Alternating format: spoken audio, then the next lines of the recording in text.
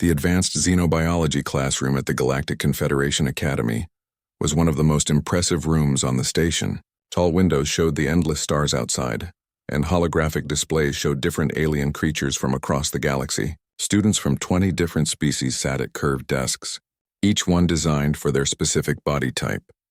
Professor Zixtal stood at the front of the room, her crystalline body catching the light as she moved. She was from the Veltar species, beings made of living crystal who were known for their brilliant minds and fragile bodies.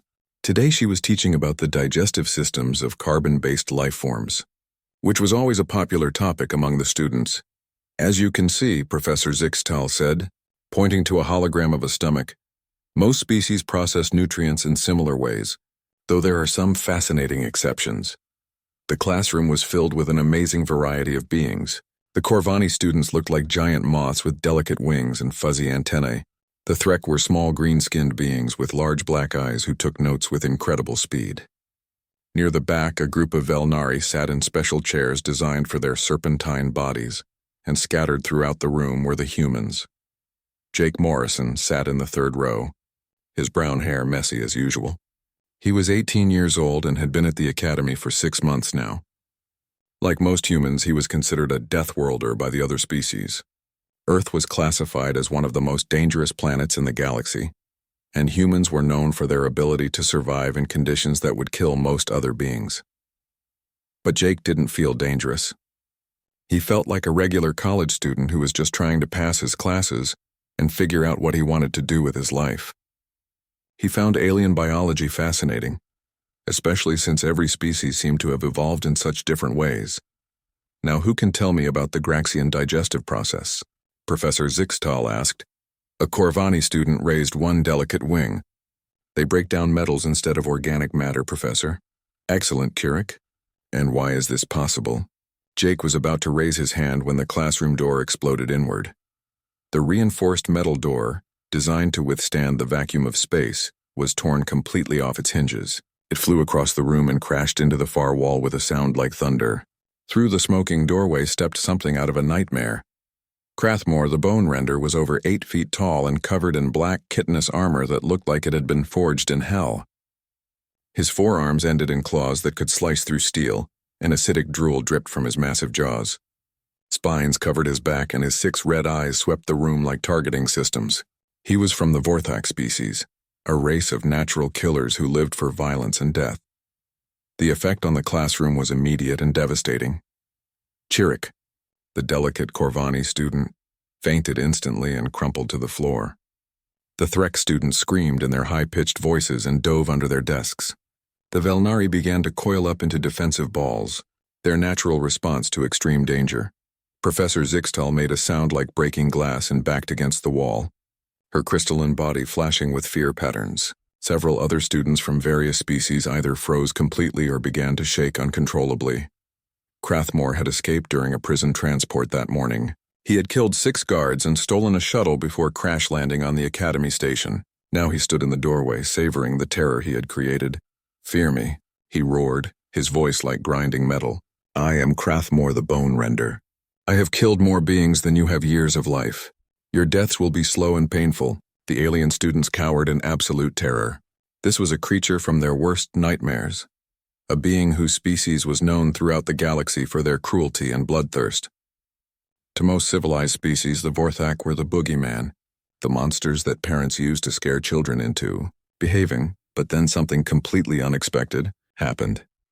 Jake Morrison burst into laughter. It wasn't nervous laughter or the giggle of someone losing their mind with fear. It was genuine, delighted laughter, the kind someone might make when watching a funny movie or hearing a good joke. Jake threw his head back and laughed so hard that tears came to his eyes. "Oh man," Jake gasped between fits of laughter. "This is too much. This is absolutely perfect." The entire classroom went dead silent. Even Krathmore stopped roaring and stared at the human in confusion. Never in his long career of murder and destruction had anyone reacted to his presence with amusement. The other students looked at Jake like he had completely lost his mind. The few who weren't paralyzed with fear turned to stare at the human who was apparently finding their potential death hilarious. "I'm sorry," Jake said, wiping tears from his eyes and trying to control his laughter. "I really am. But you just remind me so much of my little sister when she throws a tantrum. Same energy, you know? Just bigger and with more teeth. Crathmore's 6 eyes narrowed dangerously. Did you just compare me to a child, Deathworlder? Well, yeah, Jake said, still grinning. I mean, the whole dramatic entrance thing, the roaring, the fear me speech. It's exactly what Emma does when Mom tells her she can't have ice cream for breakfast. She's 12, by the way. Several other human students in the classroom began to snicker. Sarah Chen, who sat 2 rows behind Jake, covered her mouth to hide a smile. Marcus Williams, a big guy from Texas, shook his head with amusement. Jake, Marcus called out, remember when your sister got mad about cleaning her room? She stood on her bed doing pretty much the same thing, right? Jake laughed again. Though Emma doesn't drool acid. That's actually kind of cool. Is that like a natural defense mechanism, or do you do it on purpose? Crathmore was becoming increasingly agitated. This was not how his intimidation was supposed to work. Species throughout the galaxy fled screaming when they saw him. They begged for mercy, offered him treasures, or died of fear. They did not ask casual questions about his biology. Silence, Crathmore bellowed, taking a threatening step forward. I will tear you apart with my bare claws. Yeah, okay, Jake said, reaching into his backpack. You want a snack first? I've got some beef jerky in here. My mom makes it really spicy, though, so it might be too hot for you. Jake pulled out a piece of jerky and held it toward the murderous alien like he was offering a treat to a dog. The jerky was seasoned with peppers that would be toxic to most species, but Jake offered it with the same casual friendliness he might show to a new neighbor. The alien students watched in absolute shock. A few of the braver ones began to peek out from under their desks, not because they felt safer, but because they couldn't believe what they were seeing. Professor Zixtal made another glass-breaking sound of distress. In all her years of teaching, she had never seen anything like this. The most dangerous predator she had ever encountered was being treated like an unruly pet by a species she had always assumed were the most dangerous beings in the galaxy. But now she was beginning to realize that dangerous might not be the right word for humans at all. Crathmore stared at the offered jerky, his forearms twitching with confusion and rage. This was definitely not going according to plan. Crathmore stared at the piece of jerky in Jake's outstretched hand like it was a puzzle he couldn't solve. In his 300 years of life, no being had ever offered him food while he was threatening to kill them. Most species either ran screaming or froze in terror. Some tried to fight back. A few attempted to bargain for their lives. None had ever offered him a snack. What kind of trick is this? Crathmore growled, his acidic drool hitting the floor and making small hissing sounds as it ate through the metal. No trick, Jake said cheerfully. Just figured you might be hungry. I mean, breaking out of prison and crashing shuttles is probably hard work. When did you last eat? Sarah Chen, one of the other human students, couldn't help but giggle. Jake, you're treating him like he's your cousin Mike when he gets cranky. Hey, Mike gets really mean when his blood sugar drops, Jake defended. Remember at the family reunion when he threatened to fight Uncle Bob over the last hamburger? That was pretty scary, Marcus Williams agreed from across the room. Mike's got that same wild look in his eyes when he's hungry. The alien students listened to this conversation in complete bewilderment. The humans were comparing this legendary killer to their relatives. Worse, they seemed to find the comparison perfectly reasonable. Crathmore was growing more frustrated by the second. I am not some harmless family member, he roared. I am a killer. I have destroyed entire colonies. I once ate a Velnari child while its parents watched. The Velnari students in the room coiled up tighter at this statement, but Jake just nodded thoughtfully. Yeah, that's definitely worse than anything Mike ever did, Jake said. Though he did put pineapple on pizza at my birthday party, which my Italian grandmother said was basically a war crime. You're not taking me seriously, Crathmore snarled. Oh, I am, Jake assured him. I just don't see the point in getting all worked up about it. I mean, what's that going to accomplish? You're either going to kill us or you're not. Getting scared isn't going to change that. Professor Zixtal watched this exchange with growing amazement. She had always known that humans were from a dangerous world, but she had assumed that meant they were aggressive and violent. She was beginning to understand that it meant something much more disturbing. They were so used to danger that they had become completely casual about it. Besides, Jake continued, still holding out the jerky, you seem pretty upset about something. Did the prison have bad food? I heard institutional cooking is terrible no matter what species you are. Crathmore's claws extended and retracted repeatedly. a sign of extreme agitation in his species. I was imprisoned for my crimes. I was being transported to a maximum security facility. That sucks, Jake said sympathetically. Were you there long? 47 years. Yikes, no wonder you're cranky. That's longer than I've been alive. Jake paused thoughtfully. You know, if you wanted to really scare people, you might want to work on your presentation a bit. This was apparently the last straw for Crathmore. My presentation? Yeah, I mean, the entrance was pretty good, Jake said, gesturing to the destroyed door. Very dramatic, but the roaring could use some work. You want to project from your diaphragm? Really get some resonance going. Right now it's kind of just loud. Sarah was biting her lip to keep from laughing out loud. Jake, are you seriously giving a serial killer voice coaching? I'm just saying if you're going to do something, you should do it right, Jake replied. My high school drama teacher always said that confidence is key to any performance. The Corvani student who had fainted earlier was starting to wake up. Chirrut opened her large compound eyes and immediately saw Crathmore still standing in the doorway. She started to panic again, but then she noticed that the humans were having what appeared to be a casual conversation with the monster. How are they so calm? Chirrut whispered to a Threk student who was hiding under the next desk. I don't know. The Threk replied in a tiny voice. Humans are supposed to be dangerous, but I thought that meant they were like the Vorthak. I didn't know it meant they were insane. Meanwhile, Jake was still trying to get Crathmore to accept the jerky. Seriously, try it. My mom uses this really great spice blend. She gets the peppers from our garden. Your garden? Crathmore asked despite himself. Yeah, we grow our own food. It's no big deal. Jake shrugged. The peppers are called ghost peppers. They're only about 1,000,000 Scoville units. The alien students who understood the Scoville scale went very quiet. Professor Zixtal made a shocked crystalline chiming sound. Ghost peppers were classified as chemical weapons by most galactic standards. You eat chemical weapons for fun? A Valnari student asked in a strangled voice. They're not that hot, Jake said dismissively. My little sister eats them too, and she's just a kid.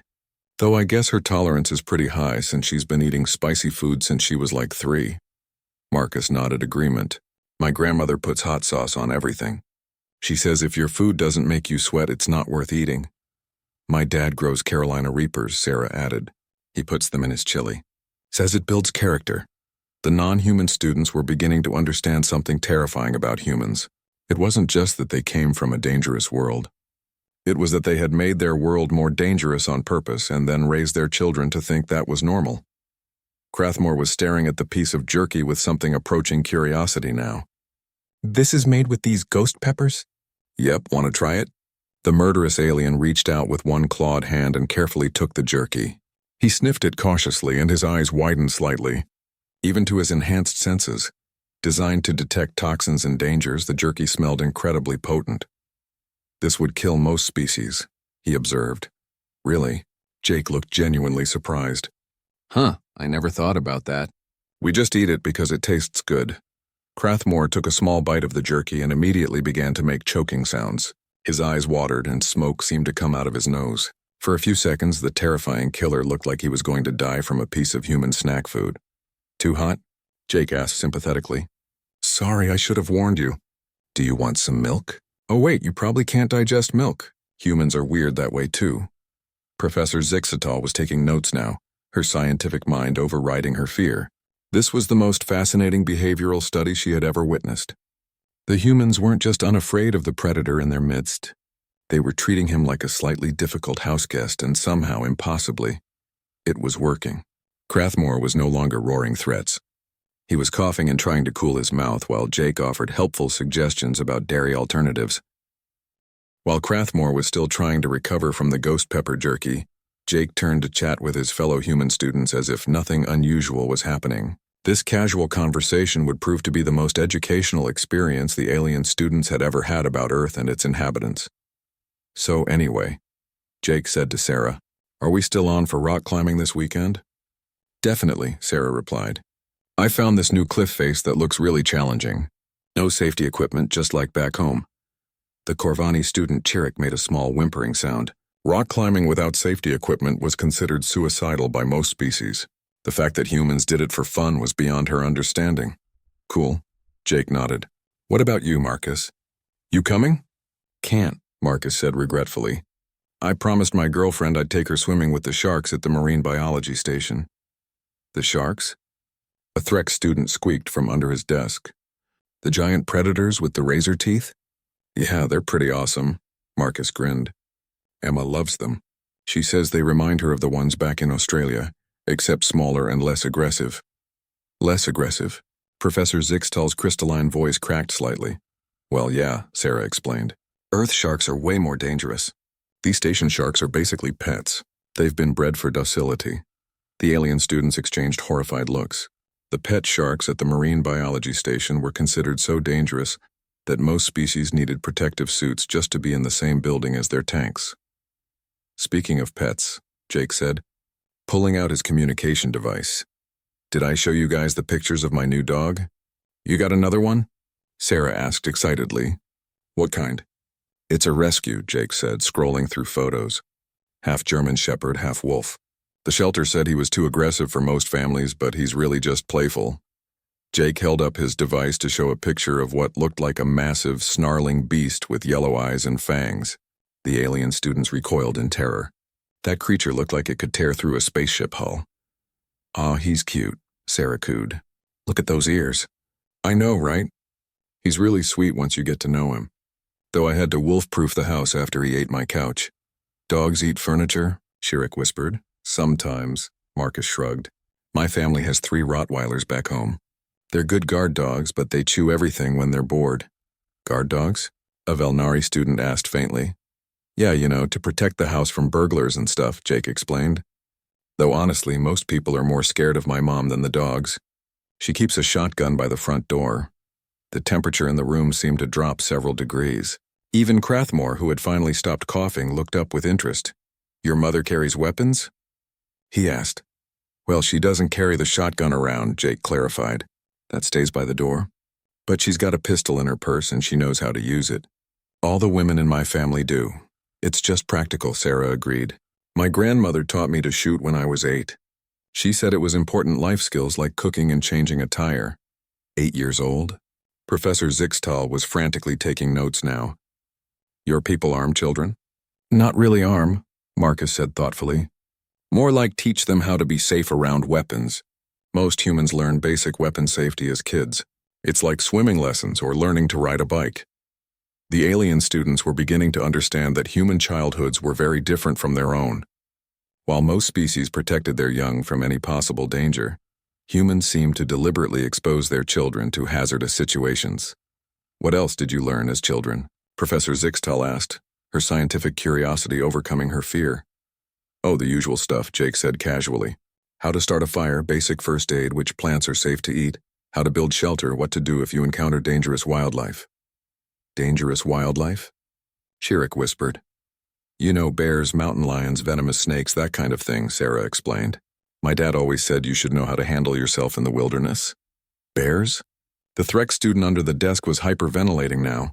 They're not that scary, Marcus said dismissively. Black bears are basically big raccoons. Even grizzlies will usually leave you alone if you don't bother them. It's the polar bears you have to watch out for. There are different types of bears? Professor Zixtal asked weakly. Oh yeah, tons of them. Jake nodded. Brown bears, black bears, polar bears, panda bears, sun bears. Most of them are fine if you know what you're doing. What about the ones that aren't fine? Crathmore asked. Despite himself, he was becoming interested in this conversation about Earth's wildlife. Well, polar bears will hunt humans for food, Sarah said matter-of-factly, and grizzlies can be pretty territorial during mating season. But honestly, you're more likely to be killed by a hippo than a bear. Hippos, several alien voices asked at once. Yeah, they're these big water animals that look really cute and harmless, Marcus explained, but they kill more humans in Africa than lions do. They're incredibly aggressive and territorial. And you share a planet with these creatures? Professor Zixtal's voice was barely audible. Well, we don't exactly share, Jake said. We've mostly pushed them into protected areas. Humans are pretty good at taking over territory when we need to. This statement caused another wave of shocked silence. The casual way Jake mentioned his species displacing dangerous predators was somehow more chilling than anything Crathmore had said. What about your oceans? A Velnari student asked. Surely they're safer. The 3 humans looked at each other and burst into laughter. Oh man, no. Sarah giggled. The oceans are way worse than the land. We've got sharks, jellyfish that can kill you with one sting, octopi that can bite through bone, whales that could swallow you whole. Don't forget the poisonous fish, Marcus added, and the ones with the electric shocks. And the giant squids, Jake said. Those things are like sea monsters. They fight whales. But you swim in these oceans for recreation? Professor Zixtal asked incredulously. Sure, Jake shrugged. You just have to be smart about it. Check for dangerous currents, watch out for marine life, don't swim alone. Basic safety stuff. Crathmore was staring at the humans with something that might have been respect. Your world is more dangerous than most war zones. I guess, Jake said thoughtfully. We don't really think about it that way. It's just home, you know? You adapt to whatever environment you grow up in. The alien students were beginning to realize something profound and terrifying. Humans weren't dangerous because they were violent or aggressive. They were dangerous because they came from a world so hostile that they had evolved to treat mortal peril as a minor inconvenience. As the conversation continued, something subtle began to change in the classroom. The alien students, who had been focused on the terrifying presence of Crathmore, slowly started to notice things about the humans that they had never paid attention to before. It started when Jake casually reached over to pick up a stylus that had fallen from his desk. The movement was so fluid and quick that several students blinked and missed it entirely. But Crathmore, with his predator's instincts, caught every detail. Jake's hand moved with the precise speed of a striking snake. His fingers closed around the stylus without him even looking at it, his body automatically calculating distance and trajectory. It was the kind of reflexive coordination that took most species years of training to develop. But Jake did it while talking about weekend plans. Anyway, Jake was saying, completely unaware of the effect his casual movement had on the room. My cousin Dave is visiting next month. He's bringing his motorcycle. The racing bike? Marcus asked with interest. Yeah, the one he built himself. Does about 200 miles per hour. No safety features. He says protection is for people who plan to crash. Professor Zixtel made another crystalline chiming sound of distress. 200 miles per hour was faster than most spacecraft traveled in atmosphere. But Crathmore was no longer listening to the conversation. He was watching Jake's posture, the way the human held himself. What he had initially dismissed as relaxed casualness, he now recognized as something much more dangerous. The loose, ready stance of a predator at rest. Jake's shoulders were relaxed but balanced. His feet were positioned for quick movement in any direction. His hands, which had seemed so gentle when offering food, showed calluses that spoke of serious physical training. Most tellingly, Jake's eyes never stopped moving, constantly scanning the room with the unconscious awareness of someone who had been taught that threats could come from anywhere. You know, Crathmore said slowly, interrupting the conversation about motorcycles, you're not as soft as you pretend to be. Jake looked genuinely confused. Soft? I'm not pretending anything. Why would you think I'm soft? Most prey species show fear when threatened, Crathmore explained. You show calculation. Well, yeah, Jake said like it was obvious. Fear doesn't help you solve problems. My dad always said panic makes you stupid, so you might as well stay calm and think things through. Your father taught you about handling threats? Sure, basic stuff, you know. How to assess danger, what your options are in different situations, when to fight and when to run. Jake paused thoughtfully. Actually, he'd probably tell me to run from you.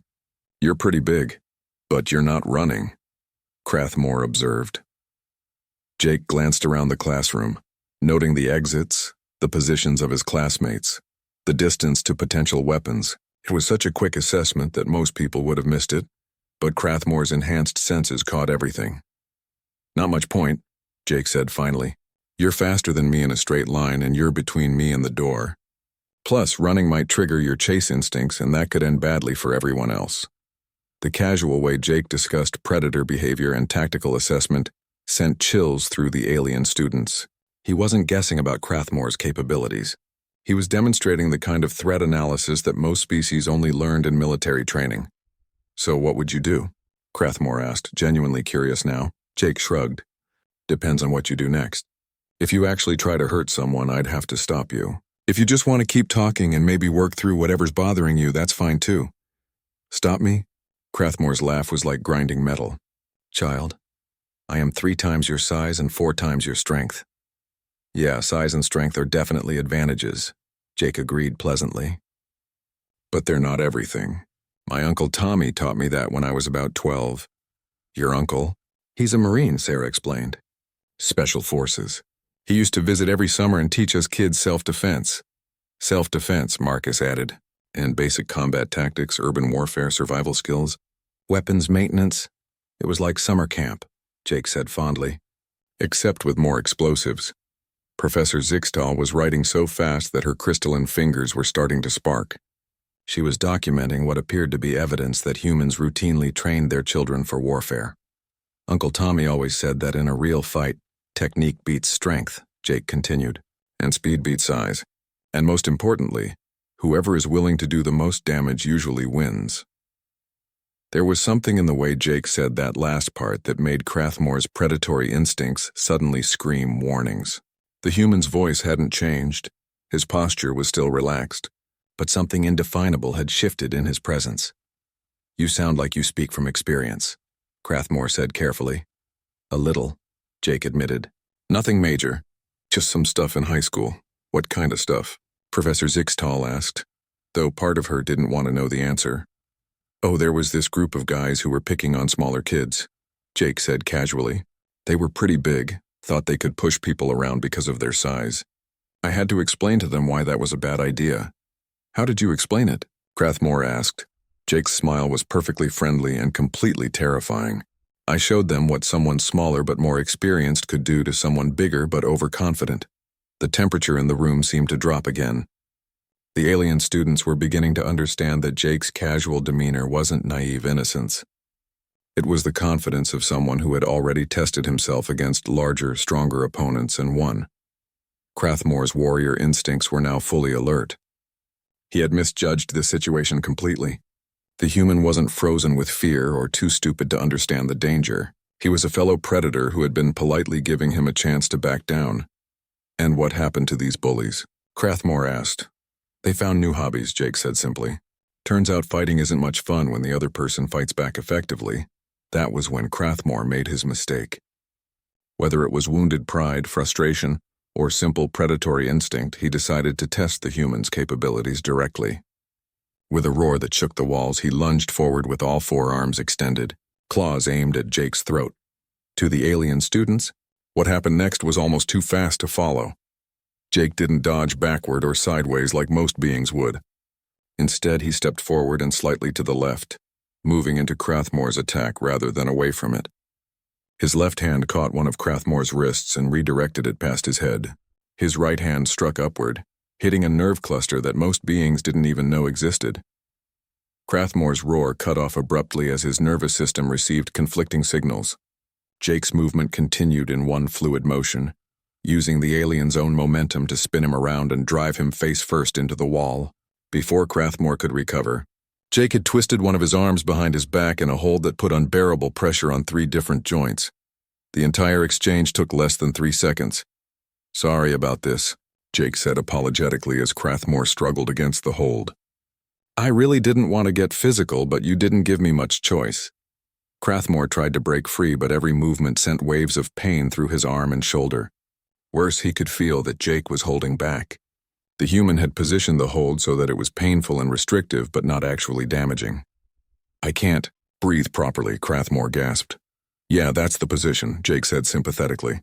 It puts pressure on your respiratory system. Don't worry, it's not dangerous as long as you don't struggle too much. Just try to relax. The fact that Jake was giving him advice on how to be more comfortable while being restrained was somehow the most unsettling part of the entire experience. The security team that burst through the doorway 3 minutes later found a scene that would be discussed in Academy reports for years to come. The notorious Crathmore, the Bone Render, killer of hundreds and terror of the galaxy, was sitting quietly on the floor with his hands folded in his lap like a scolded child. Standing next to him was Jake Morrison, who was gently explaining why using violence to solve problems was not a good life choice. The thing is, Jake was saying in the same tone someone might use to explain homework to a younger sibling, when you hurt people, it doesn't actually make your problems go away. It just creates new problems, and usually bigger ones. Crathmore was listening with the focused attention of someone who had just had their entire worldview challenged. But strength is supposed to be everything, he said quietly. The strong take what they want and the weak suffer. That is the way of the universe.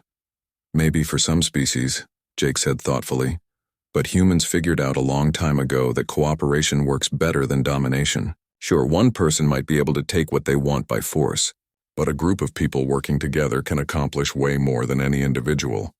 The security chief, a massive Urgathi warrior named Captain Vexon, stared at the scene in complete bewilderment. He had brought a full tactical team to deal with a Class 5 predator, and instead found a human teenager conducting what appeared to be an impromptu therapy session. What happened here? Captain Vexon demanded. Oh, hi, Jake said cheerfully, looking up at the security team. This is Crathmore. He was having some anger management issues, but I think we've worked through most of them. Haven't we? Crathmore nodded slowly. The human has shown me that there are different kinds of strength. Professor Zixtal, who had been documenting everything, stepped forward with her notes. Captain, I believe we've just witnessed the most remarkable display of interspecies behavioral dynamics ever recorded. The human student successfully de-escalated a potentially lethal situation through a combination of non-threatening behavior, tactical superiority, and what can only be described as applied psychology. He made me eat fire food, Crathmore added helpfully. It was very painful, but also somehow enjoyable. Captain Vexon looked like he was getting a headache. Let me understand this. The most dangerous killer in 3 sectors was defeated by a first-year student who fed him spicy jerky? I wouldn't say defeated, Jake protested. More like we had a conversation and reached an understanding. Crathmore's not really a bad guy. He's just been taught that violence is the only way to get respect. I have killed hundreds of beings, Crathmore pointed out. Yeah, that's definitely not good, Jake agreed. But people can change, right? I mean, if you want to change. Do you want to change? The question seemed to genuinely surprise Crathmore. No one has ever asked me that before. Well, I'm asking now, Jake said simply. You can keep being angry and violent and spend the rest of your life in prison, or you can try something different. It's your choice. The alien students who had been cowering throughout the entire encounter were now watching in fascination. They had expected to witness their own deaths, but instead they were seeing something unprecedented. A human treating the galaxy's most feared predator like a person capable of redemption. Captain Vexon was still trying to process the situation. You're saying he's not dangerous anymore? Oh, he's definitely still dangerous, Jake said. But so am I, and you don't see me going around killing people. Being dangerous and being violent are 2 different things. As if to illustrate this point, Jake reached out and patted Crathmore on one of his heavily armored shoulders. The gesture was so casual and friendly that several students gasped. But Crathmore didn't react with violence. Instead, he looked at the human hand on his shoulder with something approaching wonder. No one has touched me without fear in over a century, he said quietly. That's really sad, Jake said with genuine sympathy. Everyone needs friendly contact sometimes. It's basic mammal psychology. I am not a mammal, Crathmore pointed out. Close enough, Jake shrugged. Most carbon-based life forms have similar social needs. Professor Zixtal could probably explain it better than me. Professor Zixtal stepped forward eagerly. Her fear had been completely replaced by scientific fascination. Actually, recent studies have shown that most intelligent species require some form of positive social interaction for psychological health, regardless of their evolutionary background. See? Jake grinned. Science backs me up. You've probably been lonely and isolated for decades, which would make anyone cranky and antisocial. Crathmore considered this. The humans in the prison where I was held were always trying to talk to me. I thought they were mocking me. They probably just wanted to be friendly, Sarah said, speaking up for the first time since the security team arrived. Humans are social creatures. We talk to everyone even when it's not necessarily a good idea. Like now, Marcus added with a grin. Most people would probably tell Jake that making friends with a serial killer is a bad life choice. He's not my friend, Jake protested. Yet. But everyone deserves a chance to be better than they were yesterday. Captain Vexon was taking notes now, realizing that this incident would require a very unusual report. So what do you suggest we do with him? Jake looked at Crathmore thoughtfully. What do you want to do? You could go back to prison, but that doesn't seem to be working out very well for you. Or maybe you could try something new, such as? I don't know. What are you good at besides fighting? Crathmore thought for a long moment. I understand predator behavior. I can track anything. I know how killers think. Those are actually really valuable skills, Jake said excitedly. You could help law enforcement catch criminals or work in security or maybe teach self-defense classes. You think someone would trust me with such responsibilities? Crathmore asked skeptically. Well, you'd have to prove yourself first, Jake admitted. But humans believe in second chances. Most of us have done stupid things we regret. Professor Zixtal was frantically taking notes on this entire exchange. She was witnessing what appeared to be the first successful rehabilitation of a Vorthak predator in recorded history, and it was being accomplished by a teenager with no formal training in psychology or criminology. The human makes sense, Crathmore said finally, looking at Captain Vexon. I am tired of being alone and angry. Perhaps it is time to try a different path. Captain Vexon looked at his team, then at the human students, then back at Crathmore. This is highly irregular. So was everything else that happened today, Jake pointed out. Besides, what's the worst that could happen? If it doesn't work out, you can always arrest him again. As the security team led Crathmore away, much more gently than they had originally planned, the notorious killer turned back to Jake one last time. Human, he called out. What is your name? Jake Morrison. Jake Morrison, Crathmore repeated carefully. I will remember this day, and if I am successful in changing my path, I will remember who showed me it was possible. After they were gone, the classroom fell into stunned silence. Professor Zixtal looked at her notes, then at the human students, then back at her notes. In all my years of teaching, she said finally, I have never seen anything like that. Like what? Jake asked, genuinely confused. We just talked to him. It's not like we performed surgery or solved a mathematical proof.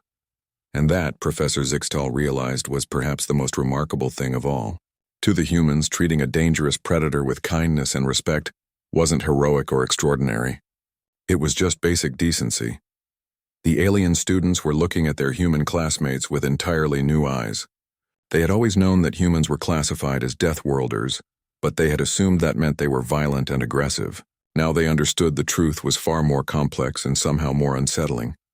Humans weren't dangerous because they were monsters. They were dangerous because they had evolved on a world so hostile that they had learned to treat monsters as just another problem to be solved with patience, ingenuity, and the occasional snack food. So, Jake said, settling back into his seat and pulling out his notebook. Did we miss much of the lecture on digestive systems? Professor Zixtal looked at him for a long moment, then began to laugh with a sound like wind chimes in a gentle breeze. Mr. Morrison, she said, I think today's lesson plan just changed completely.